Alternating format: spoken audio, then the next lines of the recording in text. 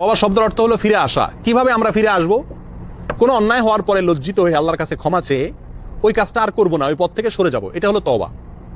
এটা হলো সাধারণ অর্থে তওবা। তওবার জন্য অনেকগুলো শর্ত আছে। আল্লাহর কাছে তওবা অ্যাকসেপ্টেড, আল্লাহ আপনার ফিরে আসাটাকে গ্রহণ করবেন, মেনে নেবেন, এর জন্য কয়েকটা শর্ত আছে। তার ভিতরে একটা শর্ত হলো যেই অন্যায়টি করেছেন সেখান থেকে আগে সরে আসতে হবে। দ্বিতীয়ত হলো যে অন্যায়টি করেছেন তার জন্য আল্লাহর কাছে লজ্জিত হতে হবে। তৃতীয়ত হলো ওই অন্যায় আজ জীবনে করবেন না, সেজন্য মনে মনে সিরিয়াস ভাবে সত্যিকার অর্থে আপনি প্রতিজ্ঞা করতে হবে। এই তিনটা জিনিস যখন পাওয়া যাবে কমপক্ষে, তখন তওবা কবুল হবে।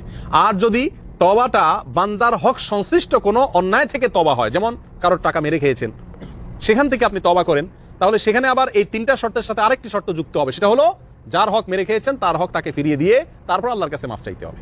তার হক ঠিকই পকেটে রেখে দিলেন আর মনে মনে তওবা করলেন যে আল্লাহ আর কখনো করবো না, এক দানে এমন টাকা মারছি আর লাগবে না, তাহলে এটা কি তওবা হবে? এটা তওবা হবে না, বা এই তওবা আল্লাহ গ্রহণ করবেন না।